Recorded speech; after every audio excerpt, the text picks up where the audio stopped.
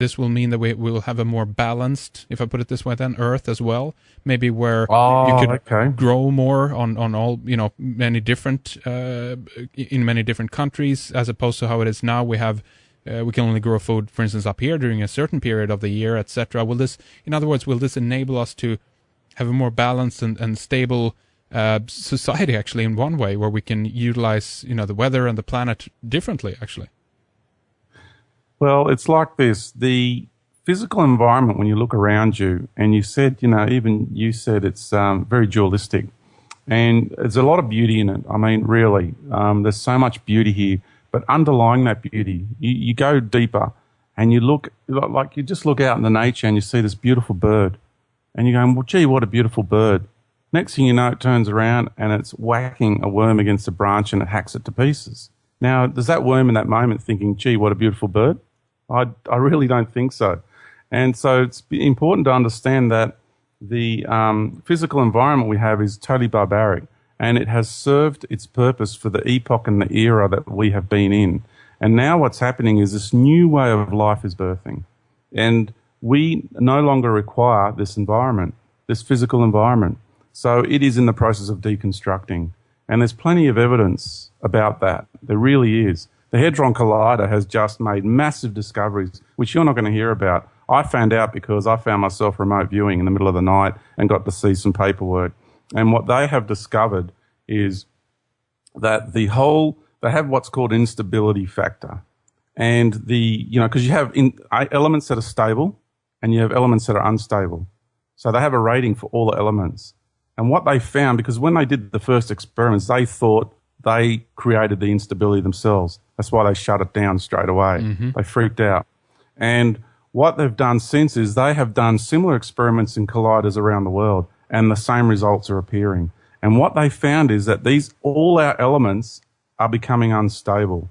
And the rate that they're becoming unstable is what's really freaked them out. Like, they are scared because they don't understand things like I understand things, or like you and others about ascension.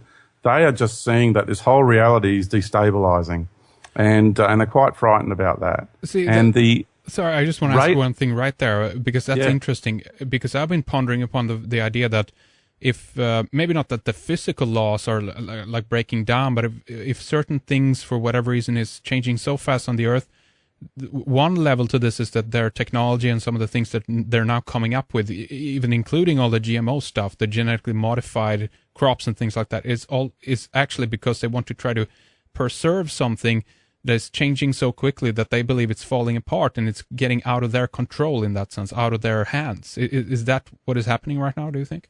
It is exactly what is happening. Oh, really? Like, a lot of these powers that were, they're not the powers that be, they are the powers that were, and they thought they were in control. They have come to realize that they are not, and they're just continuing to portray the illusion that they know what's going on, and they are totally winging it. They really are.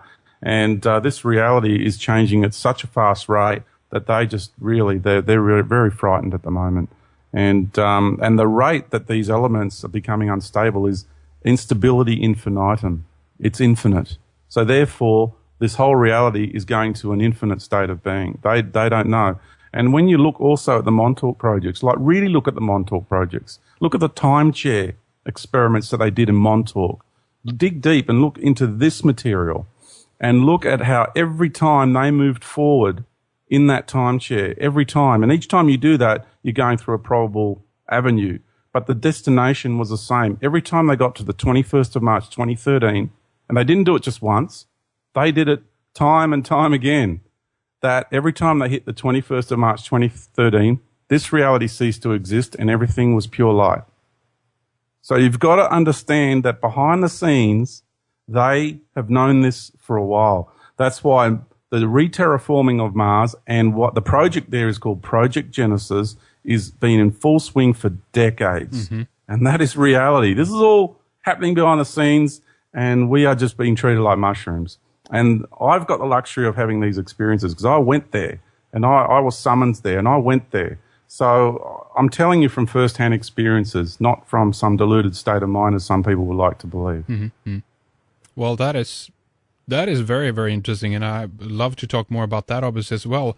I've been interested in what is happening on Mars, and we've seen some of the some of the photos where we see, ice caps beginning to come and go. Some people have pointed out vegetation now as well. We have these green patches on Mars. That's really interesting. Well, the reality is that there is an atmosphere on Mars already. Right. I stood on the surface. There is an atmosphere there. Okay. And we are just being treated like mushrooms. Honestly, we are. And there is at least 1 million Earth people there already. So many super soldiers that have been bred for making sure they maintain order over there. And the chain and the different areas that these people have to go through to be acclimatized to the vibration of Mars. It took me days to get over that trip. Because when you stand on the surface of another planet, and I've been to other planetary bodies as well, not just Mars in this one lifetime, when you stand on those other planetary bodies, you are resonating the vibrational pattern of that planet. And when I came back, I was sick for days. And these people are being injected with nanites and they're being told they're being inoculated for stuff. But really, they've just been filled with nanites and all sorts of stuff. To maintain the vibration, they're being calibrated to the vibratory patterns of that planet. So when they go there and they go into these different holographic realities where they spend each time in these different areas and they just get told they've got jobs to do there, but they don't realize that they're actually being slowly calibrated to the vibration of the planet. So it's maybe to these kinds of projects that all the money on Earth seem to have gone, all the gold that seemed to have disappeared and all the wealth that it just seems to be kind of vanishing at this point. Maybe they still need money to actually pull off some of these projects. Who knows, huh? In some areas of these products, they do need funding, but in many areas, they don't. Yeah. George, I'd like to begin to wrap things up here for the first hour and obviously continue with you in our second for our members. This is really, really interesting, this conversation, and I'm really enjoying it. Why don't we just finish off on this question here, though? I'm interested, obviously, in how this will affect people.